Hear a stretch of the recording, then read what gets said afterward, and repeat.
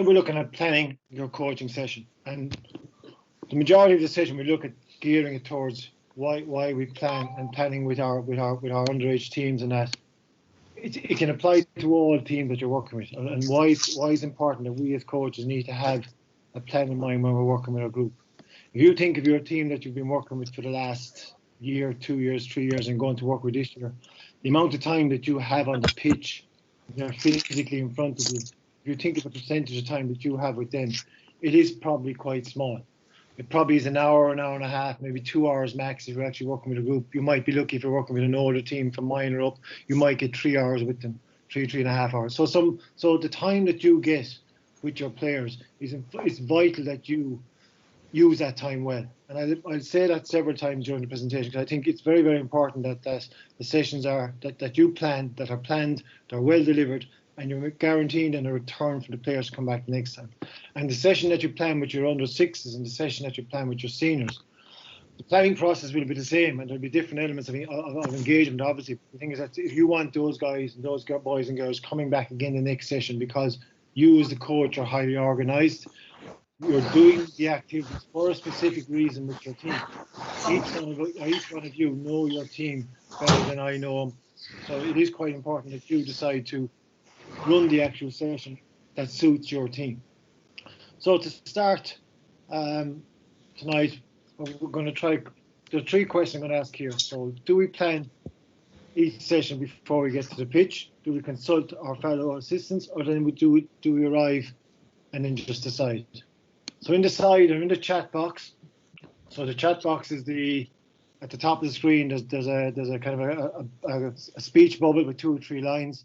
If you click in on that, there's just a small poll that we're just going to launch here now, and there's three actual questions on that. So you can answer that question there. If you go into that, you can answer, when do we plan? Is it the night before, on my way to the session, or I just arrive at the pitch and hope for the best? And just tick whichever answer you want to there, and then just click the submit, and we can see what comes back there in a few minutes. So I hope you can see that form there, and we see how that works. And I'm going to be dabbling with a few little things to try and see how different little bits of technology work on this. So hopefully we can get that. So if you can see that, then you can submit. Just click on the answer there.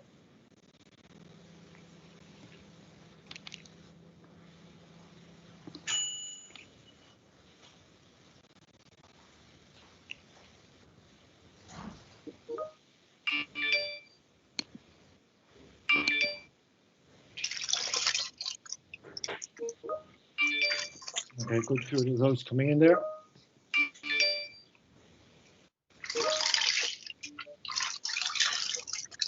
I'm just giving another couple of questions there. There's some coming in on the chat box as well.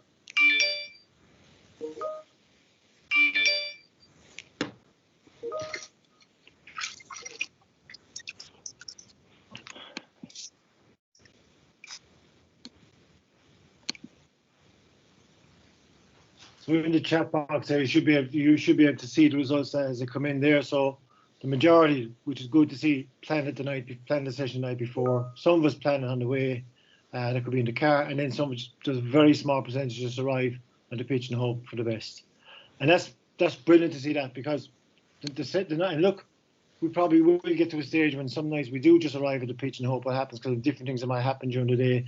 Depends on your work situation, how you are. You might have just had a very, very busy day and not be able to get around it, and that can be the longest hour in your life if you're not planned for it. So it is vital that we are planned for the sessions. So sometimes just this image here, what you have is on the left, some nights or sessions may like go this, where things just go totally off the wall.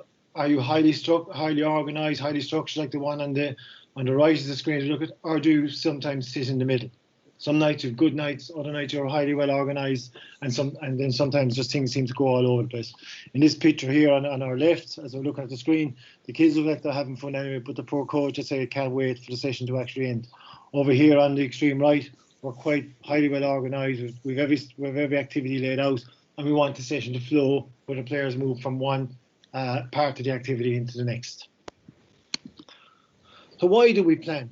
Why is there a need to plan? I mean, at the end of it, we are a games organisation, so it's about an element of having fun and letting the people play. But as I said at the start, it's important that we use our time well. So firstly, a plan gives us a clear guideline of what the session is. And I do think that every session you run, you should have some sort of a team to the session.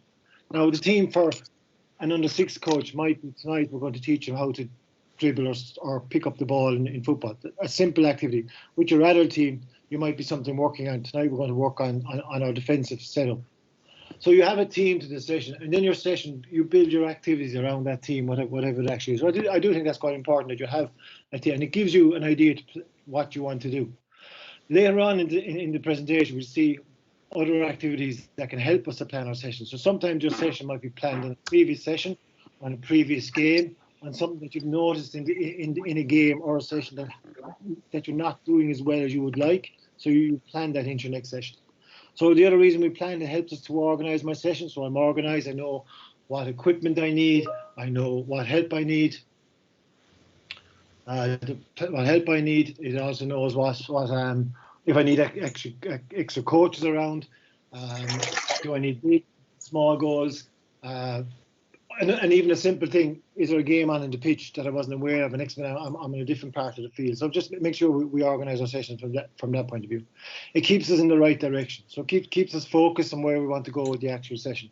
At every session, we should make sure that the players and ourselves achieve something out of that session. But the players you're hoping are going to learn a new activity, a new skill, will develop their game, and that my coaching will improve during that time. We all have to learn our coaching. And coaching is such a practical thing that we need to make sure that we're learning as we're doing. So if you look at where you started your coaching maybe 5, 6, 7, even 10 years ago for some people on the call, and where coaching has moved on to now, there's been massive changes in that. So it helps keep us in that direction, but also helps us to learn the whole time as well. Managing our time. As I said at the start, sometimes you might have your players for 1 hour, 1 hour, 20 minutes. You need to get the best value out of that hour or hour and 20 minutes that you have with them. If I have them for an hour, are they active for 55 minutes of that hour? Am I wasting a lot of time on silly things? Is there a lot of time being wasted on the transition from one activity over to the next? And then why else we plan allows for proper, well-delivered coaching sessions which show that the coach is competent, that we're in charge, and we know what we're doing. So that's some of the reasons why we plan. I'm sure one or two of you, a couple of other reasons why we do, but planning is very important to keep us on the straight and narrow. Just a reminder, the lads, there's a couple of microphones still on, so if you could just check your mic there and mute them, please, I'd greatly appreciate it. Thanks. It's going to come out in the recording.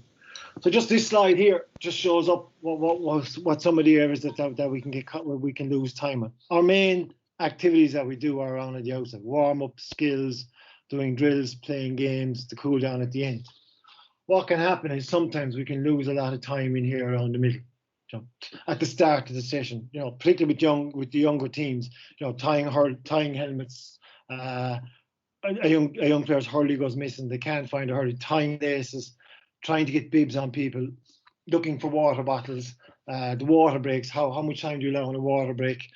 These are all little things that can eat into your coaching session, and then it affects these main areas on the outside here. If we spend too much time in the warm up, how much time do we spend doing our skill drills? How much time do we spend at the end? How much time do we spend playing actual games? And it's important that we actually devote the majority of our session to these. Some of the stuff will come in here, where we'll actually lose some of that. Other stuff will actually happen where we have actually the game. We need to get more of these games and stuff done there.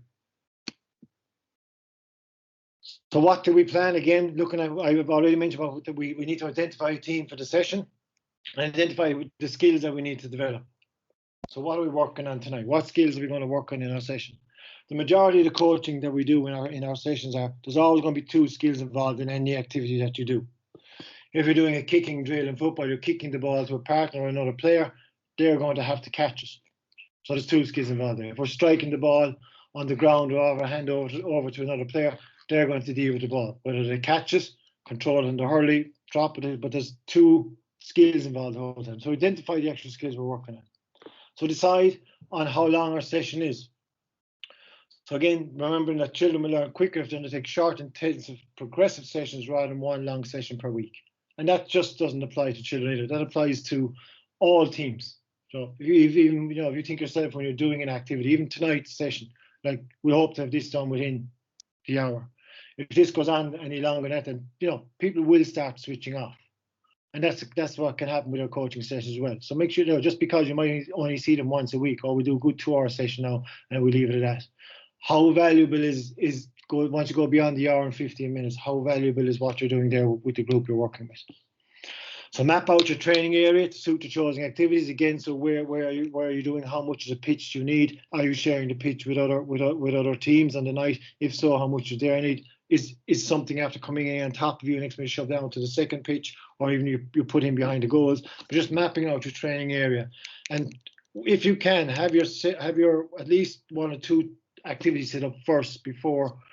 You're not stopping after the warm-up, giving them too long a water break while you're going and setting up the next activity. You're not breaking after the next activity, setting up the next one again, and you're losing huge time there. Have 1 or 2, if you can, have nearly all your session laid out so it just flows. And I'll speak about it again later on, but having a team, as in a TEAM this time around you, is important. A team of coaches. Like if there is a coaching team with you, make sure everyone in that group has an activity to do or is part of the group. Someone might take the warm-up from you. Someone might be looking after the second activity, so you can pass them over on to the next activity, and then you can be setting up the other one. Or in some cases, which is very beneficial for the younger groups, is what you have is you kind of a station training setup done. So there's 4 coaches in your team, and each coach is a station where they manage players as they come to them, and then the players move around every 5, 6, 7 minutes, whatever you decide at the start. Ensure you've all the necessary equipment that you need. So if you are using, sitters, bibs, poles, that you have them, that are there to run the session. And then again, safety is always the priority again. So the training area is clear of any debris. It's safe to use. From a child protection, child safety point of view, make sure that you're not running the session on your own, that you have another coach there with you. If it happens that you are caught in the night, that just get maybe there's a parent around, just make sure there's always 2 or 3 of you with the children or with the team, particularly with the young children that are on any given night. Check equipment, check players' hurleys, check their helmets, check that all the equipment is safe, even the poles that they're put in the ground correctly, and even portable goals, that if you're using portable goals, are they pegged down correctly? All this stuff is that's part of our planning that we need to do as well. Okay, I'll see, can I share this in a different format, because it's very hard to read that there. It's just my practice plan. There's a series of questions around that.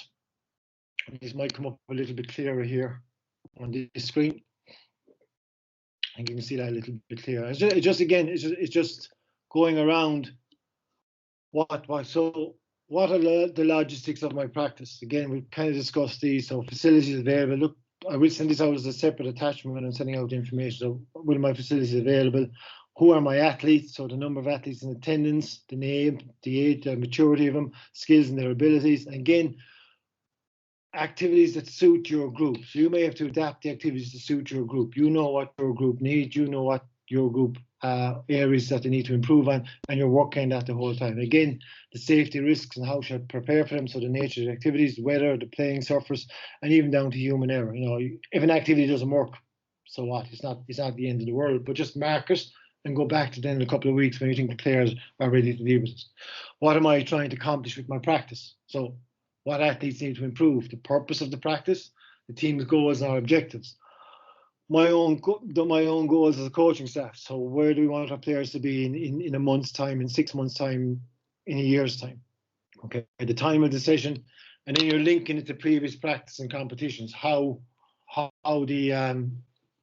we did previously, what we did in the game, the last game we played. If something wasn't going correct as we would have liked in that last game, do we address that in the next session? You'd hope we would, that we don't just leave it there. So how am I going to organise my practice, the structure, the choice of activities, etc.? How will I deliver? So what key points am I working on? What teaching methods will I use? Will I do a lot of demonstrations? Will I do a lot of talking? We hope there's not a lot of talking goes on. Where will I stand? Where will I move? Sometimes at the start, beginner coaches and new coaches tend to stand at the edge of the session and watch what's happening. We don't tend to move in around our players in case we might have to do a little intervention with the players and we're not really sure what we need to say to them. But moving in around will only help you to observe the players that little bit more. And then how and when do I make the coaching intervention? Do I stop every 5 or 10 minutes to give a general intervention, or it'll give nuggets of information to the players as we're passing around. And that depends on the group you have, but that also depends on your own ability to relate to the group. One thing that's quite important, that we as coaches need to build rapport with our players. So how we get on with the players, and when I say build rapport, that they, particularly from a younger point of view, they enjoy coming to the coaching session because they enjoy the interaction that you have with them. And they interact with their friends. So you're allowing that little bit of rapport again. And then what ability skills does my sport require? So then you have the physical, and from our point of view, you have technical abilities, team play activities going on, tactical decision making, as in decision making on the ball by the player, and then tactics from a game's point of view or a team point of view later on. Fundamental movement skills from a younger age group, and physical fitness from an older age group later on. So that was just that slide there. We'll just reshare.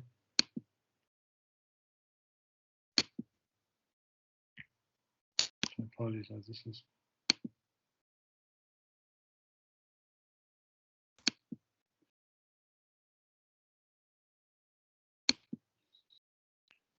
There's a bit delay in the transferring over and back between the slides. See, there's a.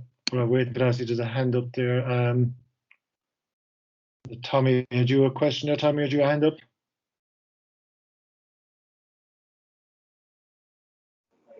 My mistake, Noel. Okay, no, I can't see any of the screen, the slides you're putting up for some reason. Okay. Has anyone else got that problem there? Are we okay? Yeah, I had it, but I logged out and logged back in again. That was the way to get it, get back into it. Yeah, okay. All right, Tommy. Okay, come on. All right, thanks. Sorry for that, thanks. Okay, so looking there, so just at this stage now, if anyone else has a question there, if you want to ask, we just take a quick question there if needs to be. If not, we'll move on.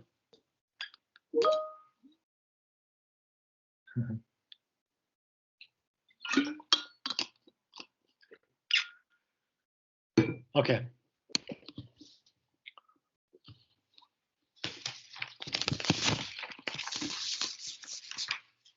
So now we're going to run down, look at the different parts of that we have in our coaching sessions, and what's involved in each part. We'll run through these. So to start, we generally look at running a warm up, introducing to playing a game, introducing our new skill or activity. We then develop practicing our techniques, developing the techniques, and then we look at playing games. So we look at what we call traditional based sessions and game based. And then we come down to then some planning of our activities and how we develop the content around the actual sessions. Okay, so very first thing there. So we have the warm up. So basically, a warm up is some pulse raising act, just to get the pulse going. So some walking, jogging, hopping, skipping activities, mobilization, bringing your joints into the range of movements. Some light stretching in that, particularly with the adult teams will go more into the dynamic stretching in that. Where possible, bring the ball into some of the activities as quick as you can. Playing a little fun game with the players at the start. So if you're taking a young team working maybe with a game of tag.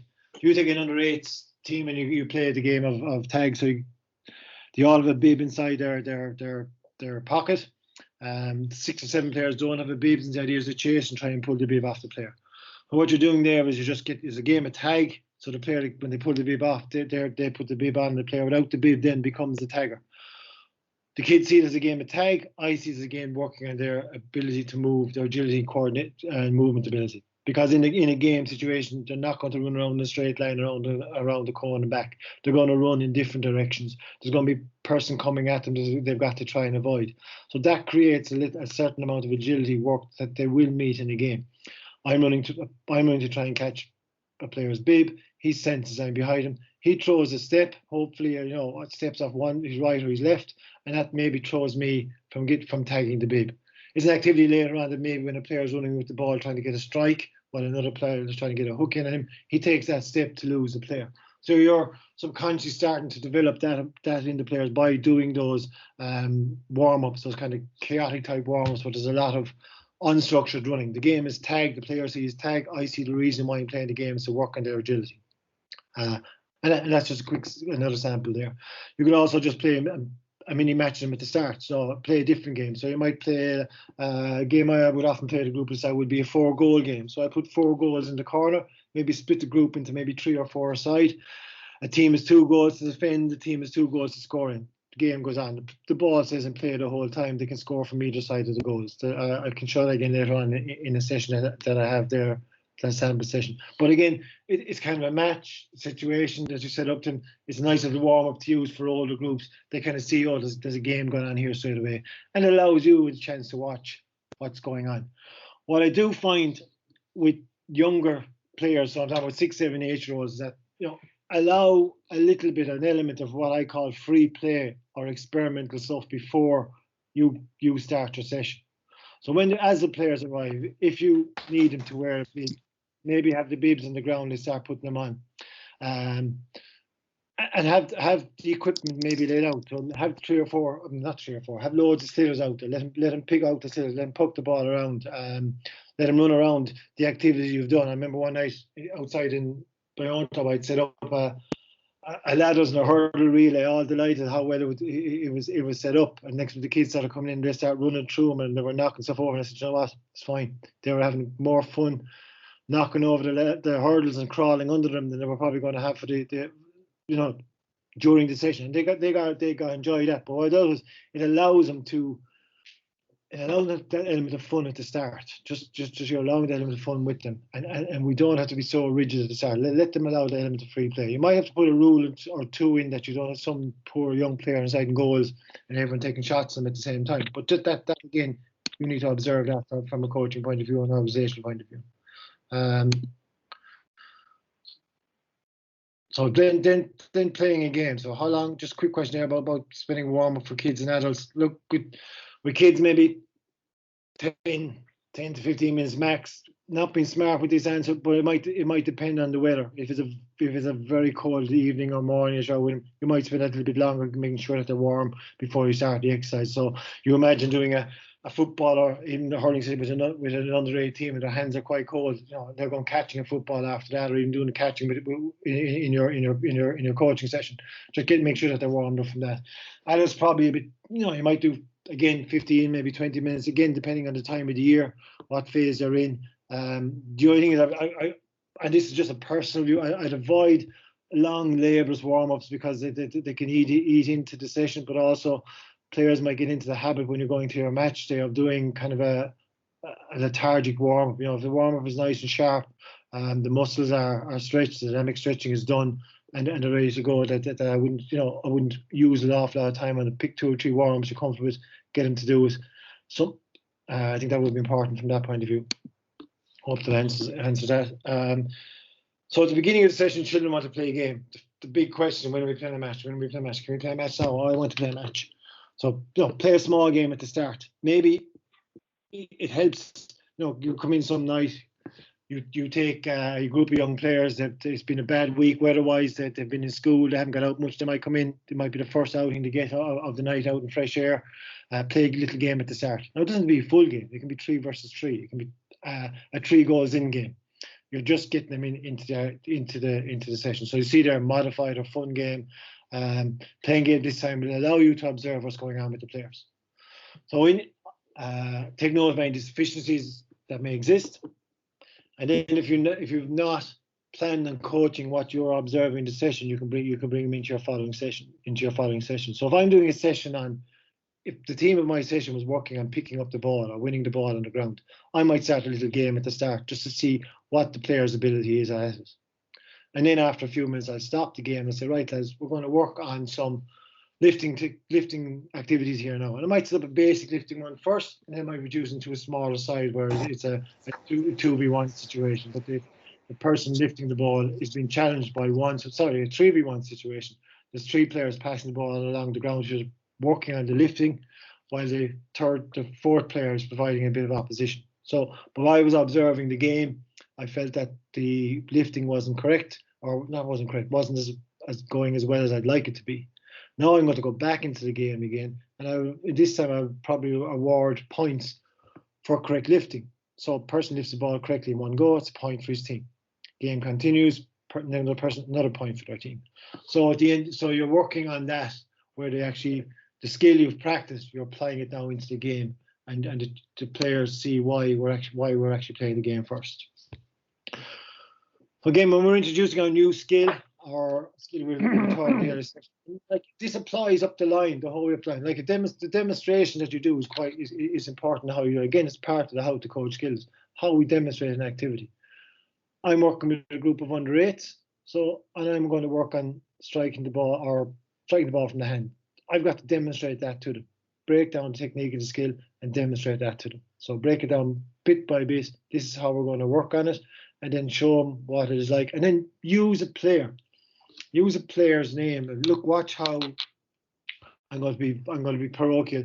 When next time Limerick are playing, see Barry Nash where he strikes the ball, and you get the players watching the players. No, you use players from your own club, use players from your own county, but get the young lads thinking on the next time they're watching how such and such a player performs activity. Again, breaking the skills into different parts, and then making sure everyone can see the demonstration and repeat it several times. With younger kids, you have a very, very short window. Show them what to do, get them doing, and then you move around. Up the line, you have demonstrations taking place as well. So you decide that you're going to demonstrate maybe how you're going to defend sidelines. You found that you're very poor defending that, or you might decide you're working on a tactic of how to, when you can see the goal, that players don't look for the ball. So what you want to get the next score after conceding a goal. So you're working on something with your goalkeeper for a puck out. Again, you might have to do a walkthrough or a demonstration on that. Often what happens, and again, just from observations, you see a team that scores a goal, sometimes the head goes down and next to the ball is pucked out kind of in a hurry and possession is lost in the middle of the field, and then it goes back over the bar again. So you've conceded 1-1 in the space of about a minute and a half. So like we concede a goal, what happens next? So you're demonstrating what you'd like to happen next. So when this comes into the game situation, that players are able to do that. So that's part of introducing and demonstrating as well for your older groups. So again, practicing our technique, organising a drill for the players to practice, going from basic intermediate to advanced drills gradually. Again, looking from a very, very underage, so maybe looking at activities more than the word drill, observing the players so you can praise the good technique and spot the basic errors. So when we're observing our players, observe the players, the positioning of their head, the positioning of their hands, the positioning of their feet.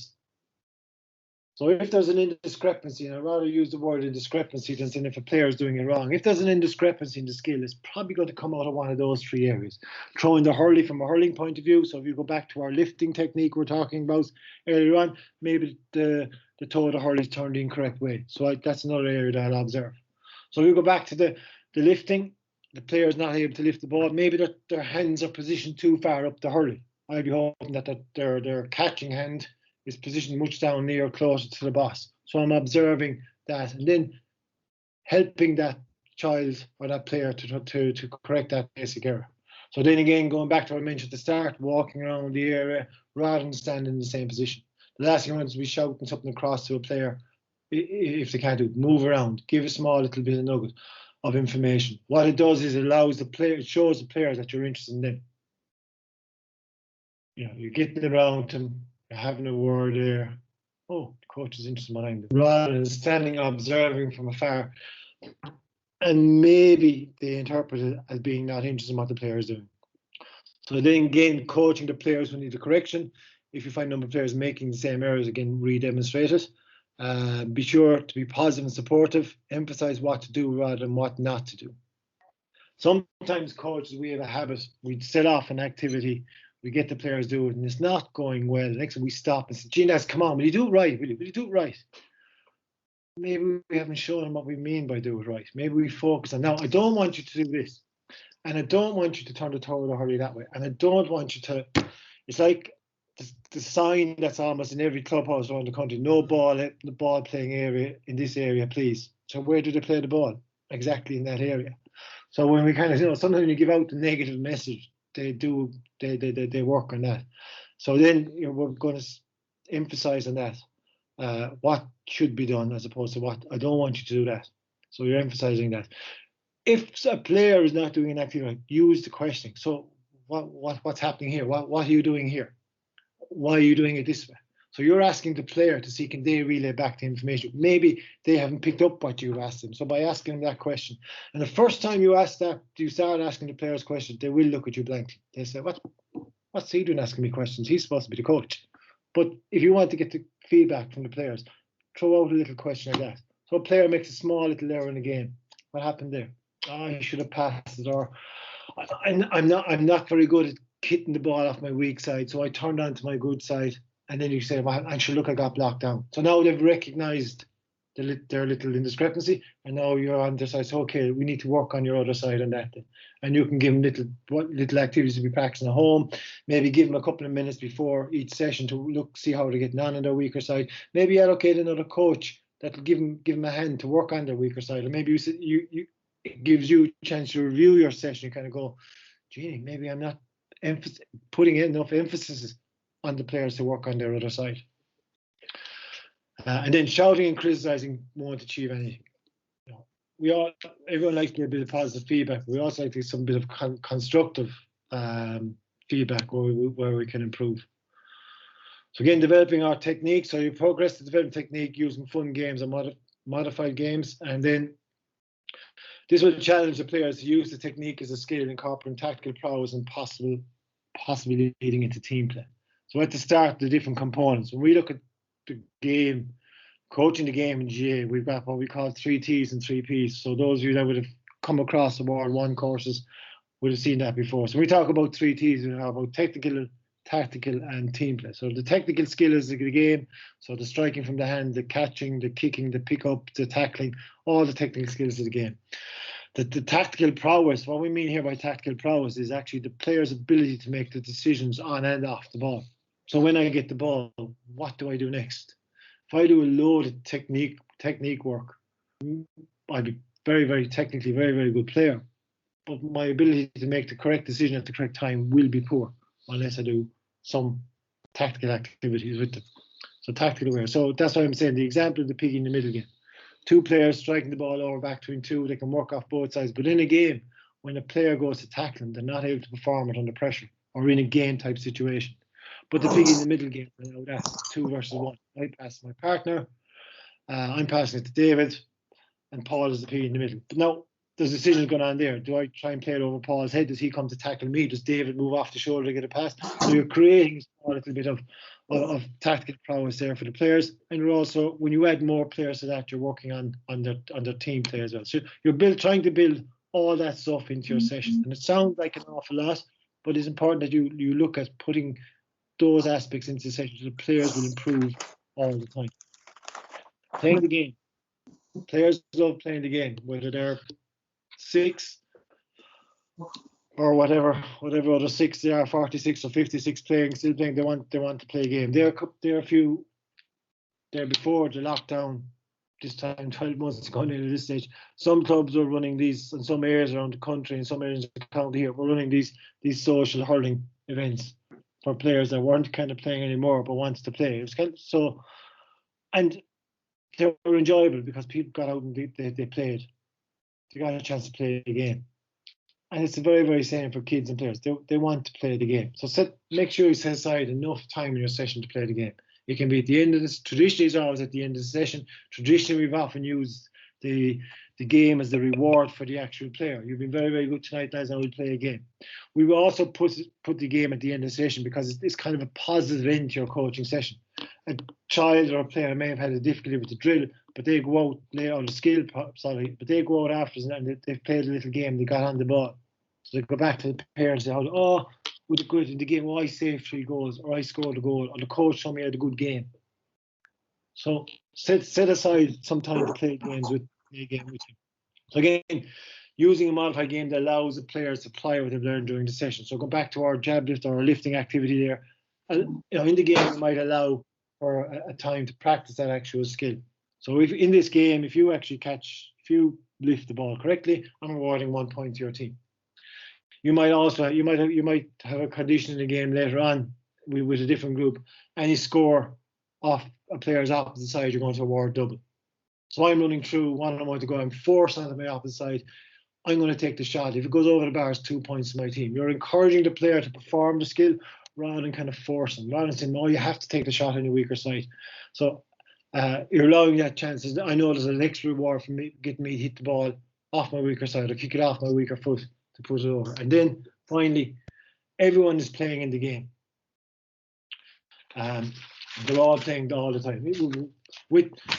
In coaching sessions, particularly with your own, make sure that the players, even the small sided activity, that it does happen inside in your own sessions. If you are lucky enough to have 20 plus players going to your 8, 9 or 10 sessions, it might be no harm at the start. What's wrong with picking 4 teams of 5, playing 2 little 5-a-side games for a little bit before you go into a 10v10?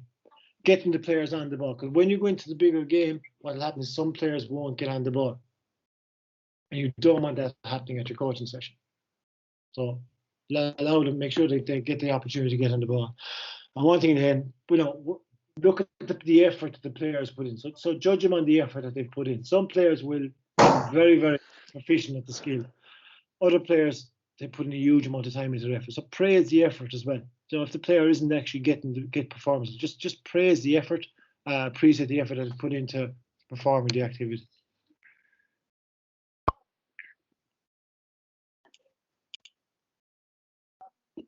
Just a quick thing there that on the.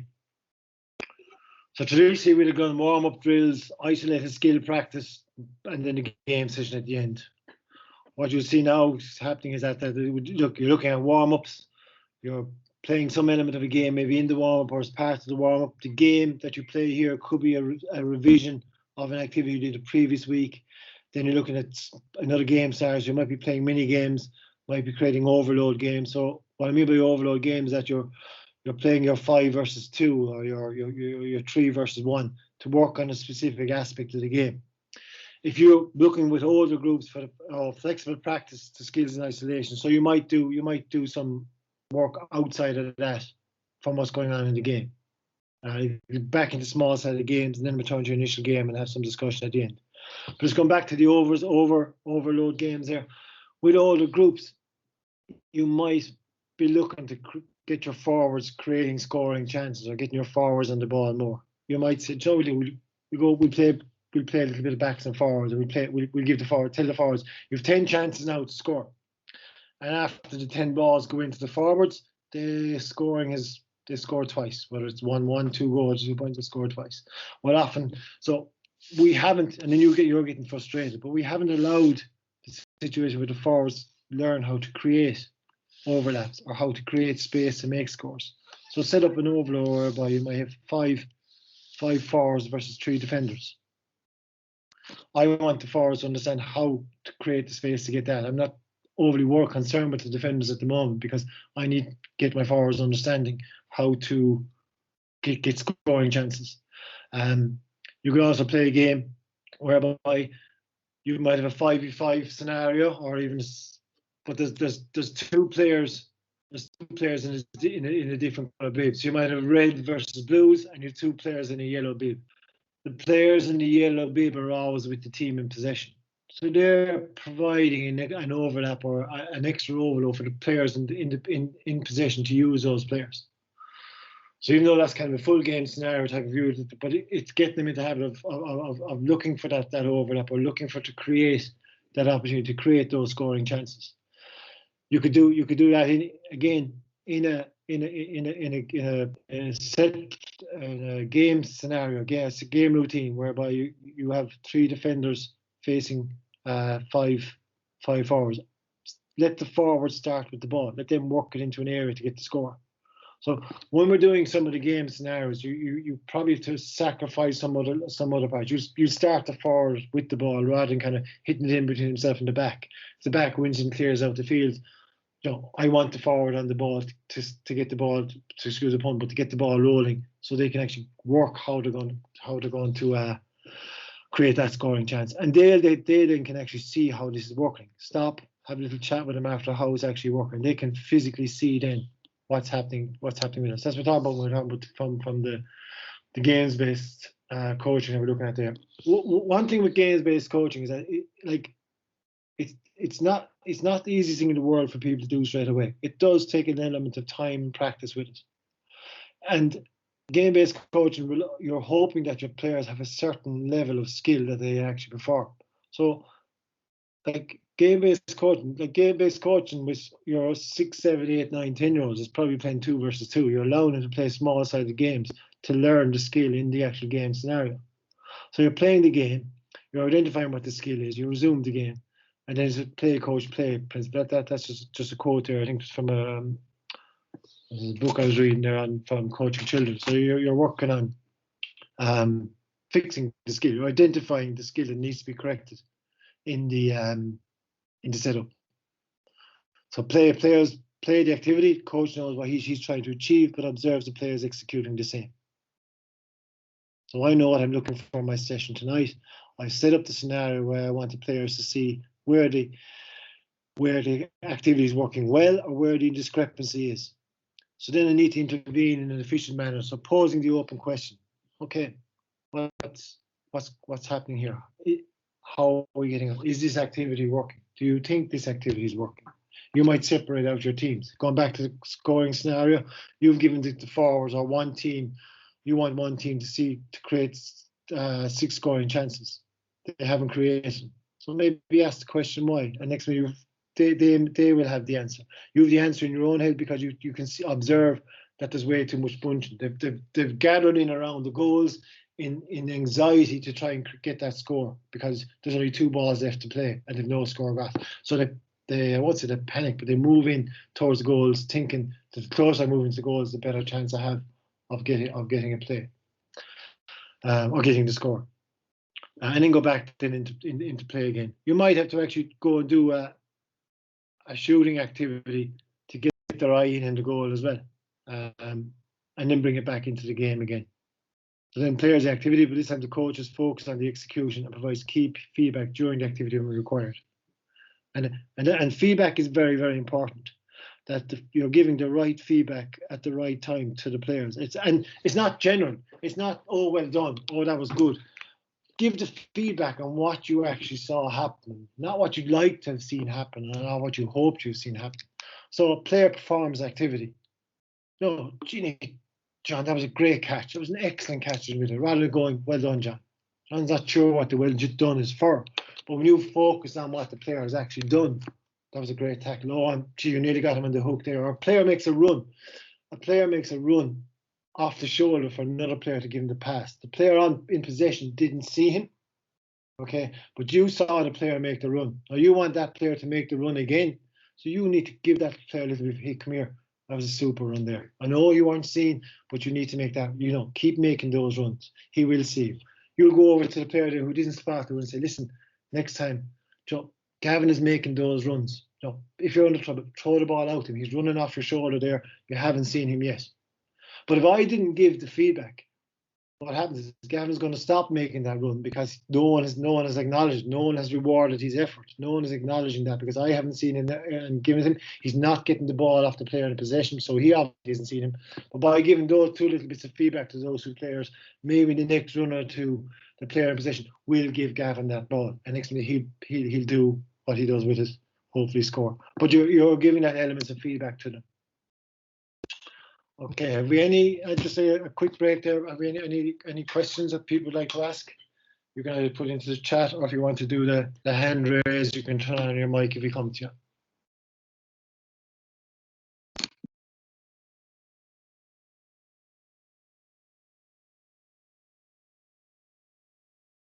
All is good. Okay, we'll keep moving. I think that as a thumbs up. I think I like that feedback. We'll keep moving there. So again, planning my content. With this, one thing I think is very important to remember. You're planning the session for your team. I remember a couple of years back, the Limerick senior football at the time had a talk at the Woodlands with Gary Keegan. Gary was after taking over the boxing group, and he was actually, about the time before he took over the whole boxing Irish Boxing Academy and was putting different structures in place. And he told a story about this other boxing coach that was in, I know, is he Austrian or Hungarian, but he was one of the best coaches in the world at it, and they were at a conference, and people asked him, could he give him some of the activities he does with his session? And he said, yeah, sure, there you go. And he sent out a load of stuff. And some people couldn't understand, well, gee, this is great. I've got a load of activities here from, I apologize, I just can't remember the boxer's name, but I remember the story very clear from what Gary Keegan said. And Gary said after that was, your man give out the sessions, yeah, brilliant. But the sessions were built specifically for the boxers, the people he was coaching. So I was grand, I had loads of sessions, but I couldn't apply some of them to my group because it didn't fit the group I was working with. But yes, we can pass on load of activities, but be aware of that. Observing an activity with an older group, when you are bringing it back down to a younger group, just apply it to the group that you're working with. So if you see your senior club team or your minor club coach doing something, I said, gee, that's a great activity. I'll do that for my under 8s. Remember, bringing that exactly down to your under 8s may not work the same way you saw it working with the minors. So you adapt it. So that's why your appropriate activities, the activities chosen must be appropriate to players' ability and age. And yes, the big question is, I mentioned earlier, if you have the 20 players in your session, you're lucky enough to have that, you will have the spectrum of the very, very good player and the player, and no offense to that player, who's coming along because two of his best friends are playing. That player is as important to you as a very, very good player, because if that player coming along with his friends is enjoying that session, you're going to hold on to him. So again, it's important that children are not pushed too hard, too soon. Equally for children to maintain their interest and continue to develop as players, it's important that they are challenged to achieve the best possible results. So challenge them. Set them small little tasks. How many roll lifts can you do in a minute? How many times can you hit the ball on your opposite side from, you mark out 2 markers from the white cone to the orange cone. It might be 10 meters apart. How many times can you kick the ball over the bar on your weaker foot from the 13-meter line? You're giving a little challenge they can work on there. So again, you're progressing the activities should be broken into teachable elements with progress from simple to more complex movements. A jab lift relay. I went to cone A, I pick up the ball, I drop it at cone B, I run around cone C, I come back to B, pick up the ball, drop it again at A. Lovely activity for teaching the actual skill of the pickup. But there's no progression in that for what the player is going to face in the game. The player may not run in a straight line. There's certainly no cone for him to drop the ball after they pick it up. So start thinking of what does the player, and yes, I'm going to contradict myself in the next couple of minutes, but yes, there is a space for teaching that technique, getting that technique right, because that technique will help the player later on when they come into the tactical awareness. My technique is good, it's going to help me in my decision making. Now, just because I'm a technically very, very good player doesn't mean I'll be tactically a very astute player either, but it will help me. So it will help me. So we're progressing up the activities, adding pace, adding players. So if you look at what we call the step technique, so look at the space you're playing the game in. So the tighter the space is, the more contact there's going to be. The greater the space, the less contact. Okay, so that's what we mean by step. So the T of step is the task or the time. What's the task at hand here? Is there a time constraint on the activity I'm doing? Am I saying, right, you're working for 20 seconds, how many balls can you kick, strike, catch in that time? The E part of the step is the equipment. What equipment are we using? Okay, so from a player's point of view, and we mentioned at the start, if I have hurdles and ladders, am I going to use them for the young players? Am I going to use bibs to make sure that they can identify who they're with in the activities? And then the P, the personnel or the people. So on the number of people in my activities, avoid at all possible the long lines. Don't have 10 players behind waiting for a go. Have them in groups of 2, 3, 4, 5. I would be saying 5 max in a group. That's your max. Two are working. 2 have just come back, 1 is waiting to go. Ideally with the younger kids, it's a ball per player, a ball per 2 at worst. So they're active the whole time. And they will learn when they're on the ball. They won't learn standing in a line, waiting their turn. They learn patience, or how to occupy loose time. And what they'll do is annoy the player in front of them. That gives you another little headache of discipline. Demonstrations, so demonstrating your activities, we looked at that already. demonstrated by your own demonstration, maybe a player's demonstration. If you're lucky enough to have a couple of adult players in the club that are trying to bring the adult player in to demonstrate how to perform an actual skill. Again, being parochial, and I know not every club might have this scenario, but like if we want to talk about maybe striking, and if we're looking to get Barry to come down some night to our sessions, we're going to ask him to demonstrate a couple of skills to the players, so players can see them doing that. Maybe use a player on your adult team to come down. Use a player on your under 16 team to come down and show it. Remember, an under 12 and an under 16 player, there's only 4 years of difference. They are going to play together at some stage in their career with your club. So you just allow that, and you use a player there. Maybe you might be very confident demonstrating the hooking or the blocking technique. Get down to the adult players or to the youth players in the club and demonstrate it with them. Get them to demonstrate to the players. Varying your sessions, okay? Varying different activities. And we don't have to have big fancy drills the whole time. Do one activity with a drill or a game? Is the activity working? Is the activity working for the skill you want it to work? If I'm doing an activity and striking from my hand, is the game or the activity or the drill I'm doing working on that? Are the players getting an opportunity to practice striking from the hand? Another one I'll take is catching. From a hurling point of view, maybe I'll start catching at the start. I might start getting the players to throw the ball so they can catch it. Very, very beginners I'm talking about here, working and catching it. The reason I'm getting the throw is I want the player to practice catching. I want him to experience trying to catch the ball.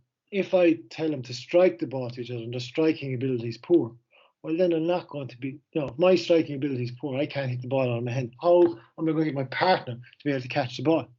It doesn't become a catching activity. It could become anything from a game of goal to goal to fetch, because I'm over hitting the ball or under hitting the ball, and we're not practicing the skill of catching. Let them throw the ball to each other. How many catches can you get in 30 seconds? And then they'll speed up the activity. So varying it around, and then that keeps players active, enthusiastic. Start with the game some nights. And take note of the stuff. Take note of the activities that players really like doing. Okay, I know the game is one, but there's other activities the players really enjoy. Some nights something isn't going to go right for you in a session, and you can pop that little activity that they like doing into it very, very quickly, and then they may forget about what they were unable to do earlier on.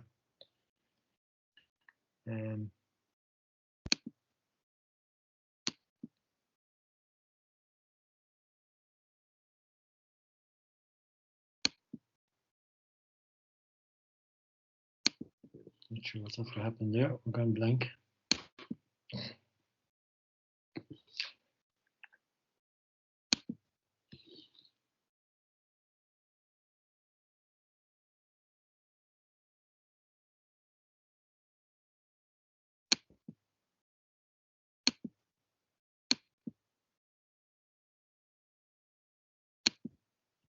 Oh yeah, it seems to be something going wrong here on my side. We're back again, I think.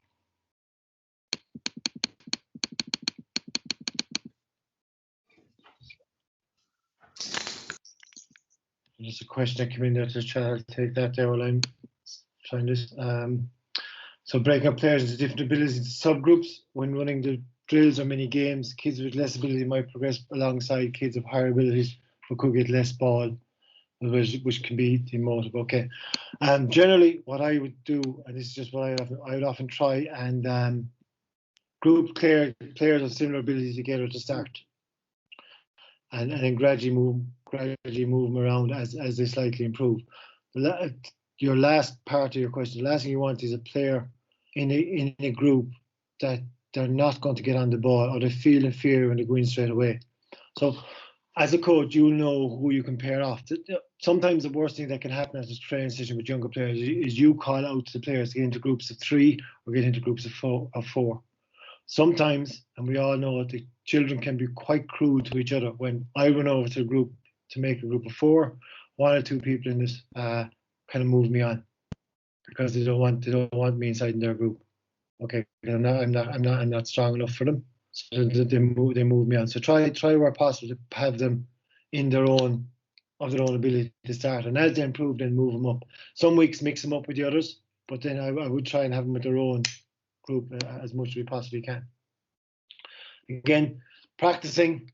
They have enough time to practice, so don't move on the activities very, very quickly. Allow the time to practice. Allow a couple of times per activity to again, the big cues don't allow for that to happen. So I'm in a group of 10. I'm waiting for my turn. I only get 2 touches on the ball because the group is too big. Whereas I'm in a group of 3, I'm on the ball every third go, and that's where I learn the skill, because I'm on the ball. We need to instill a culture in our players of practicing at home. Some of you may be very, very good at. It's something that we do need to prove on ourselves. Get them to practice at home. Give them a little task. Send them a task on what they need. Send them a little task. Tonight, I want you to, when you come back the next day, I want you to do 20 row lifts in 30 seconds. Set them that little task to practice at home. But make sure when they come back that you allow a little bit of time to observe that task. Young player comes in, says, I can do 20, I got 20, Mama Delbert counting for me. You need to allow the time to practice that. If you give the homework and you don't correct it, they won't do the homework anymore. More importantly is the parent may decide, sure, there's no point you practicing. He never checked you the last time. The parent has probably been on the clock, been told, you have to time me off for 30 seconds because no one wants me to do 20 lists for next Tuesday night. The kid gets back into the car, the parent says, well, what did Noel think of your 20 jab lifts? He didn't even ask me. Well, and there was I breaking my neck checking your practice. If I don't ask the player to perform his gap after they come up asking me about it, they're not the culture of practicing at home isn't going to develop them, because I've also pissed off the parent. They've decided, well, there's no. What's he want to do this week? He wants me to balance the ball on the hurley for 10 seconds this week. So, yeah, right. I won't be doing that because he didn't check you last week. And it's not that you're checking the homework, but you want to encourage that little bit of practice. As I said at the start, you may have your team for 1 hour a week. So if they're not doing something in between the times you meet them, your progress may be slow. So you need to get them practicing doing that. I mean, showing them simple activities they can actually do. Again, providing positive feedback. Okay, contribute to the development of the child's ability, reinforce a good behaviour, practice providing feedback when appropriate. So we need to practice giving the feedback, moving around the group, picking out an activity that they're doing well, praising them on the activity. If they're not doing something well, maybe you can ask, well, what happened there? So you take a player in a match situation. He's going through with the ball. He doesn't make the pass to the guy that gives the run. Okay. And you lose it with him. Jeannie, did you not see him running? Maybe if you're giving so what happens is that player knows straight away they've made the error. And then their head is down, the ball comes into them again. Maybe they're still thinking if they make a small error, they might give away a free, their head is further down and you're kind of a little bit annoyed with them. Maybe in the training sessions, if that happens in training, ask the player, what happened there? Yeah, look, Jeannie, I didn't see him running in time. I thought I could get around the player, but I didn't. So he said, all right, what do we do next? Look, I'll try and get the pass off the next time. So then the next time the pass does happen, you then need to say, look, well done. See what happened now, we give away the pass. So if it does come on in the game, you just give the player a little look and he knows full well without you having to be quite negative towards you. Using phrases, words, and not just thanks or well done or that was good. Praise give the feedback on what they've actually done. Again, playing the game, they want to play the game. Small-sided games are brilliant for kids to learn the different skills of the game. It gives them that little bit of room. If you go too big, you're going to create what we call the beehive effect. That's going to happen anyway. The minute the ball is thrown in, the players zone in around the ball. My view, and it's a very limited view, so I know there's loads of people here going to kind of disagree. I think for underage players, particularly 6, 7, maybe 8, the most should be around the ball. I say just 4, max 5 players. If there's more huddles, if there's more than that creating a huddle around the ball, your game is probably too big. There's probably too many players in that game. So you need to look at how many players are going to gather around the ball. Because if the more players gather around the ball, the less it's going to move. So I think 4, maybe even 4 is too many. But that's the max I think you should be having around the ball. If there's too many gathering around the ball, look at the size of the game you're playing.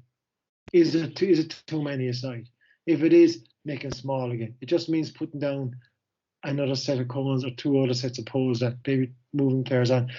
Use your coaches. Have 4 pitches made out. Have 4 pitches coaches reffing the game. If it's too small, well, if the game's going to bring him into a big side, bring him into a larger game. Then later on, start with the smaller one and go out large. A good guy to I know he's a soccer coach, but Chris van der Wagen. He's involved with the Belgian soccer group there, and totally changed what they were doing with their underage academies in Belgium. They play games of 1v1, 2v2s at 6s and 7s because I think that's where the players learn. They don't play 11 aside, I think, until under 13, under 14. So they gradually build them up along. And if you Google him, there's definitely some very good presentations he had. Like when he took over all this, I think Belgium were down down 70th or down that low in the world. They finished third in the World Cup there 10 or 15 years later after that. But he'd started that out playing, getting the players comfortable on the ball, getting the players playing.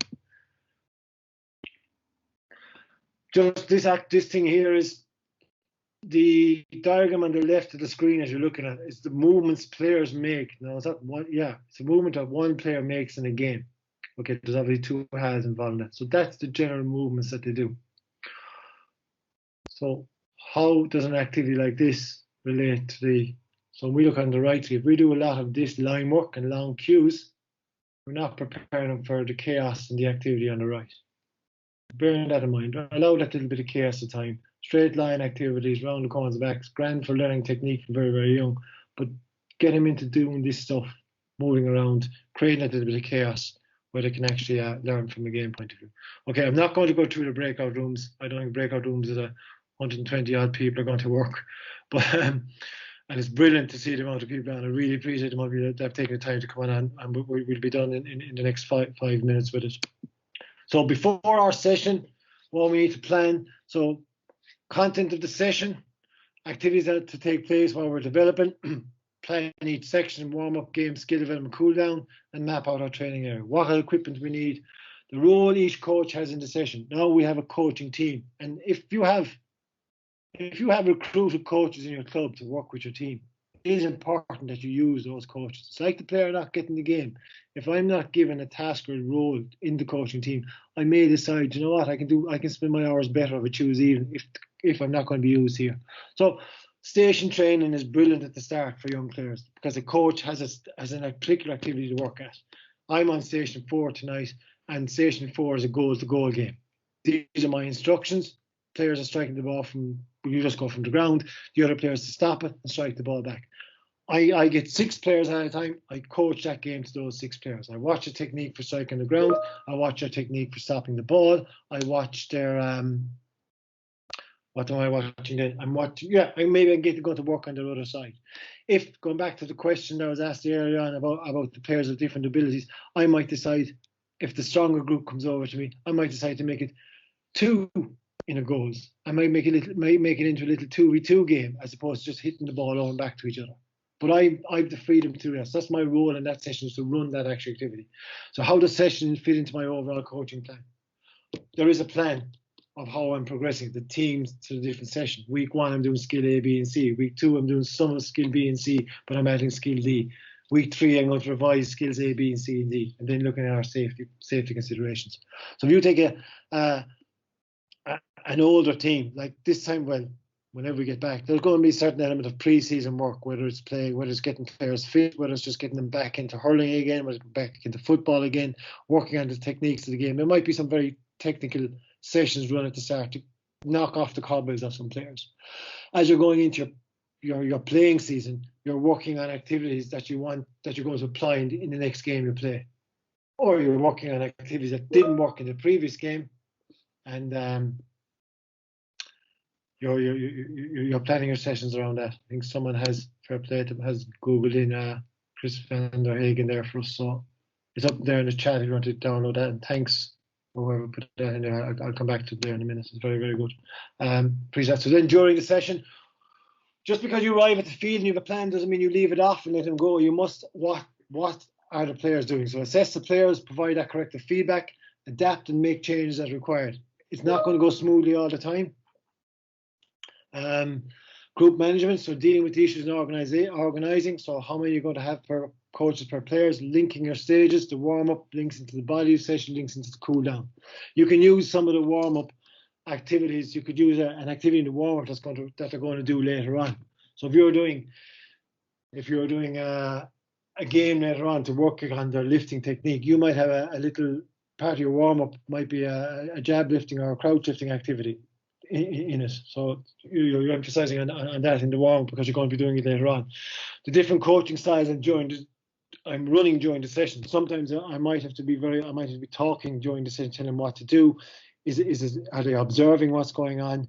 And again, in looking at the safety considerations, are the players safely apart? Is the activity safe for them to do? Is it appropriate for them to do? Now, here, what happens after the session? Yeah, we pack up and go home. But we need to review what happened with the session, particularly from a coaching point of view. I don't think we review our sessions enough. We don't have that little, as a coach that used to train our senior team before, he used to say, none of the creamy yard chats on. We haven't time for that. We have a bit of work here to do tonight. There is a time for the fireside or the creamy yard chat after the session. Like, how did that go tonight, lads? Or what worked well there, or what do we need to do again the next night? Because we're all very, very busy, and we may not engage with some of our coaching team until 2 or 3 days after the session. But that 5 minutes at the end, when you're packing up the stuff into the car, when you're putting the equipment maybe back into the clubhouse, 5 minute chat. How do you think that went tonight? Gee, I see the way such and such a player was able to perform X skills. Look, that activity didn't really go well. They're not able for that activity. We jumped that too far ahead. Planning your next session from an older point of view. How are our injuries? Has a player got injured? Are they getting looked after? Are they getting treated? When will they be back? What's our plan for the next session? What is the plan for the next game?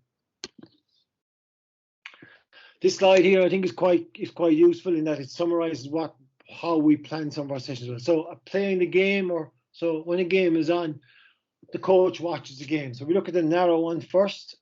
I watch what's going on in the game. I make some analysis on what's happening in the performance, and then to make any change or substitution in the game, and that circle moves around there. After I analyse the performance, I'm also thinking of what I'm going to do in the next coaching session. So we've identified something that had, like, okay, we played a match, we scored 115, but we had 15 wides and 4 balls dropped into the goalkeeper's hand. So we had about 30, maybe, forgive my maths, over 30 opportunities or 30 shots at goal. We only converted it 16 times. What do we work on the next? We work on trying to improve our shooting. But we need to analyse why were some of our wides? Why are we such a high wide count? Was it that our shooting options were quite poor? So if we analyse the wide count, was there guys shooting from the sideline or the end line when they should have been playing the ball back across the centre? Was there were we playing with a wind in the second half and people thought they were going to score from the half back line every time they got possession of the ball? So watch what our shooting was, what was actually happening in that there.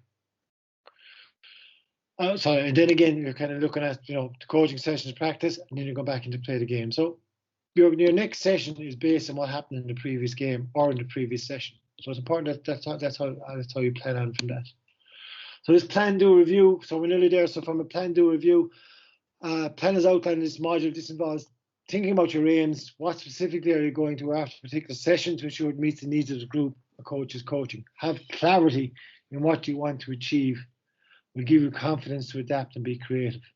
And try things. If something doesn't work, so what? Okay, it doesn't work for a reason. Maybe the players aren't at that level yet. Maybe my ability to explain it wasn't good. Maybe it just wasn't the right time to introduce it. But having plan, it is very, very important to plan and include all this stuff in your session. So have an idea of what you're doing with your session. So do implement and adapt the activities in response to your players and the environment. And then review what happens at the end. What do we do next? How do I get my players to improve? There may be a time for a chat with a player after a session how they're actually going. There's nothing wrong with that. And make sure we ask players how are they? How do you think a session goes? When you start asking questions, players will look at you. They will start to say, why are you asking me questions? Particularly younger players from, we said, 12s up and that. But there's no harm to start doing that. So, and a player might say, oh, this is boring. I didn't like that game. Well, why didn't you? Because I was in goals the whole time. That's why. So maybe, if you don't ask the player the question, you didn't know that he didn't like playing in goals. Okay, so then you realise the next night. So I'm going to allow, if there's someone who doesn't want to play in goals, every 2 or 3 minutes I'm going to change the goalkeeper. So the same player isn't stuck in goals all the time. You're just creating. You're making sure that doesn't happen. Okay, this again, I send this out as a separate thing. So approach to building your session. Try and consider use as many tools as possible in consideration scoring 100 points in each part. So I'll send this out again as a separate attachment. So in the plan, so we were trying to build up to 100 points. So what do you do? So using the game-based activities is worth 20 points. The session design using the STEP model. The types of questions you would ask. These are things you're going to think of planning. The time on each practice. Over here, then in the doing part, the use of questions and answers. Did I use them? Did I provide positive reinforcement to the player? Did I use the game-based activities in the actual session? Did I use group intervention? Did I use one-to-one intervention? Did I talk to a player that was having difficulty with his skill? Did I talk one-to-one with him, or did I use the comfort of this section here because I'm not comfortable at the moment talking to players one-to-one? Reviewing your sessions at the end. Discuss the session with a peer. How did you think it went? List what went well. List what could be even better the next time. Set up an action to guide for future sessions. So what am I going to do next? Then you're trying to score 100 points over your session on that.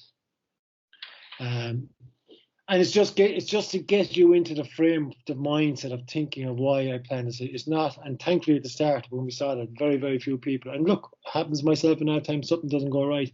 You rock up to the session and say, actually, look, I did what I did last week, but I can't remember what I did last week. And then the session falls down. And maybe, look, being straight up, I might have the time sometimes the night before, the day before, during the day to put an hour aside and say, I'm going to plan the session for the group tonight. Some of you mightn't have that time. And a lot of you don't, but if you have, it's worth doing it. If you don't, that's fine. But it's good to think about what I'm going to do with my players.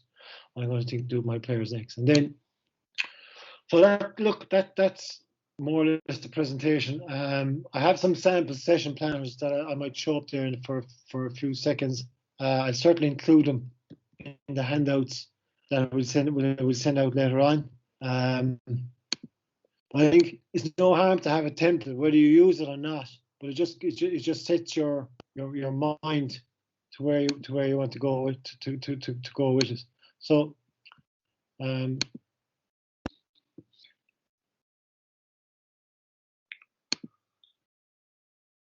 just there, your one sample session planner is giving you a date, set the session team, equipment list, warm up, a chance to draw your diagram in there, what game one is, what a technique is.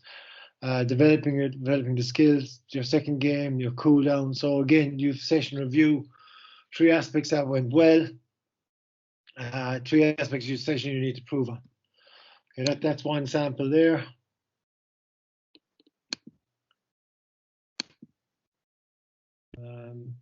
Another sample there if I can get it. Again, just completely different type one there. It's just again you've 6 boxes there. You're putting in you're drawing in your activities there. Aspects that went well. What I need to develop. What I want to make sure will go right the next time. I'm just trying to find 2 other sample sessions here.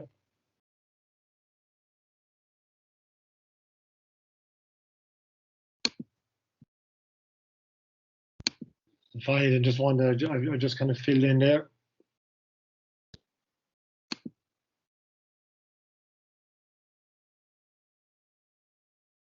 So here we go. One that I just say, one that I made it. Now, yeah, I have time to type in stuff. Another 16 hurler session there is your warm up. It's a cross drill activity that I have been doing there. I strike from the hand pass, there's a drop, a lift, there's a throw for a partner to catch overhead, starting with 2, moving on to 4 sitters. Generally that activity I end up with 8 sitters moving and the players are moving across there. There is going to be a bit of gathering in here around the middle, which is what I want, because then they're they're sidestepping from each other. I'm playing a game, dividing my players into two. The emphasis on striking the ball accurately and quickly. Allow normal rules for the name of the game. So first team to score 2 points, score a goal, put 3 hands together, score 1 versus 1. I'm allowing just a normal game to happen there, but I'm putting different conditions on that. So the emphasis on moving the ball quickly in that game. It's a small sided game. There's 2 of them going on there at the same time. Gone into a bit of a support play game here, where again they're divided into teams. Each player is given a number. Coach throws the ball in, so it calls a number. So all the players come into the pitch to win the ball, and they're assigned the goals that they've got to score the ball. So they've got to score into. So the Reds and Browns here are together. So these 2 are together, and the Greens and the Blues are here together. So when the ball goes in, these 2 teams, if these 2 win the ball, they're working as a team to try and score in this goals. If these 2 win the ball, they're working to score the ball here. They come back out. Next group comes in. So they're going to get a recovery, because that could be quite intense from there. So they're getting a little recovery from that. Another game here, again, looking at that winner stays on. So we've got 3 teams. The ball is in here. The balls are passing the ball around. First team to score stays on. The winner comes off. The next team comes in. The team that scores starts from their goals. So this team is to be observing to see what team loses. So if the Blues are striking towards the blue goals, if they score, this team has to come on to defend that goal to make sure they're scoring into the red goals then straight away. So you're working that on. And it can be quite intense, because one team can be on for a lot of time. If this team isn't ready to come on, they can be down very, very quickly and off the pitch. So that's another game we work on there. Again, we're looking at a striking under pressure game. So again, we're looking at player A as attacker, player B as defender. There's a load of balls outside here. I call a ball, or I might have met a coloured cone. The player runs to the ball. They contest for it, win it, try to put it over the bar. Defender wins, he can clear the ball, but they must come inside this area here rather than win the ball, turn and put it over the bar without being put under pressure. And then I'm just playing another game here at the end. That's there now. I'm just playing a normal match here at the end. So they're just a couple of sample sessions that we can do. I will send them out with the presentation there early next week. So unless there's any questions, we can 1 or 2 come into the chat box there. Again, really appreciate the time you've spent coming out there. I hope certainly people have taken something from it.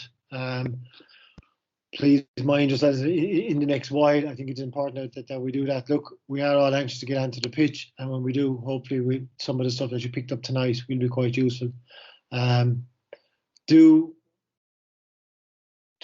if you have questions that haven't been addressed, drop an email. Some of the lads that are there. It's Marcus Nash, put that in there. Marcus, thanks for that. Do contact myself or any of the lads with regards to planning your session and putting stuff around it. Do take time in the planning. It is important. Not that I'm giving you homework, but maybe there's a chance now. Maybe there's a chance now for us to start planning maybe a couple of sessions for my teams that I'm going back. Maybe look, in reality, it could be 2 or 3, definitely 3 weeks before we're back in sessions. Maybe we need to start planning on what am I going to do in my first 3 weeks. Let me plan 3 or 4 coaching sessions on that. Just the platform, I take a lot of the stuff off the learning.ga.ie. There's a load of activities in that I use. Some of the stuff then another time I might just type into Google games for players. Ulster GA have some good stuff on their website. The Munster GA site. 1 sec there now. There is a couple of things you can use there.